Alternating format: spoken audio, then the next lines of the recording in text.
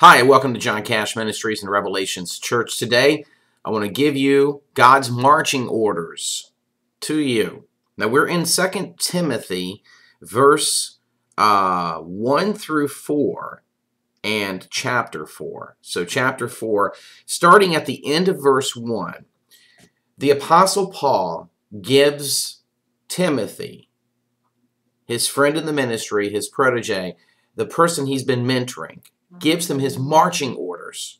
And in it, he says, I give you this charge.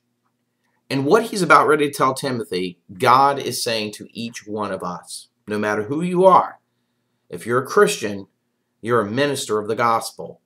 Just because you're not full-time, it doesn't mean anything. We are all to go out and spread the gospel. So here's what he says. He starts off in verse 2. Preach the word, period. Preach the word. Now, we could spend 10 minutes on that. But the bottom line is this. Are you sharing the word of God with others? It is God's marching orders to you. He's our spiritual general, and he says, preach the word. Well, I don't know the word. Well, learn it. Study it. Spend the time learning it. Use these devotions. Make sure you're in a good Bible-believing church. Preach the word. Next. Then he says, be prepared in season and out of season. Correct, rebuke, encourage. Be prepared in season and out of season. In other words, there's no vacation from Christianity. In season means you're ready to serve God. Out of season means, I'm kind of taking it easy, cut back here. God says be ready at any time to give your testimony, to share the love of God, to preach the word, to love people, period. So, be ready at any time. There's no vacationing. Then he says, correct, rebuke, encourage with great patience and careful instruction. Sometimes, as a Christian, you're going to be called to rebuke and correct and encourage. And bottom line, folks, is there are times when you have to stand up for the truth, especially in a society like America, that many, many Americans are getting away from the Word of God. And God says, you need to stand up for the truth. Now, do you do it mean, ugly, Bible in hand, bopping upside the head? No. How do you do it? With great patience and careful instruction. You do it with humility of heart and love. Then he reminds Timothy that not everybody's going to agree with him. Not everybody's going to be Bible-believing. That there's going to be a lot of religious frauds out there, as there are today, there were 2,000 years ago. Verse 3, for the time will come when men will not put up with sound doctrine. Instead, to suit their own desires, they will gather around them a great number of teachers to say what their itching ears want to hear. They will turn their ears away from the truth and turn aside to myths. Of course, that has been happening since the beginning of the church.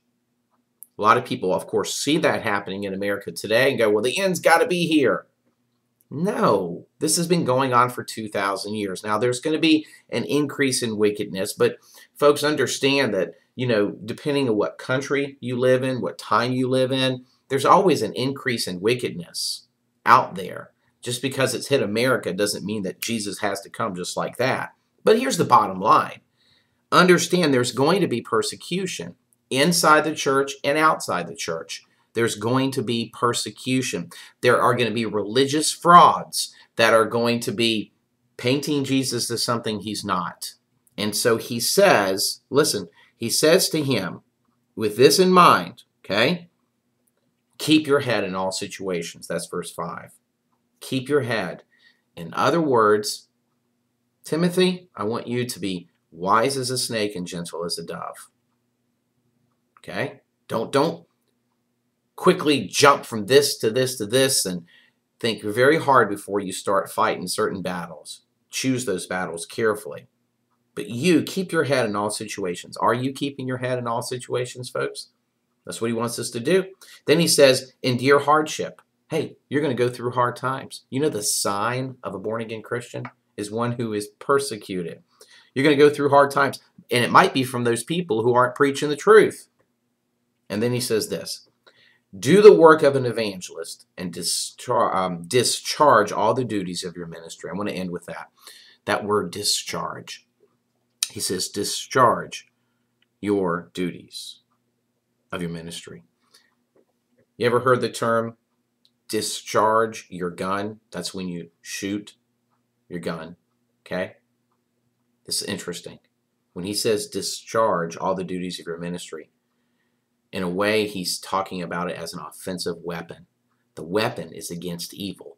The ministry he had is to fight Satan and his demons and get the truth out there. In other words, here's what God's saying to us. Let us discharge our ministry. Let us shoot our ministry out all over the place, because that's your weapon to fight evil. That's your weapon to bring people into the kingdom. Don't lay down your weapons. Pick them up. They're spiritual in nature and stronger than anything you could possibly imagine. God bless you. Thank you for your support of John Cash Ministries and Revelations Church.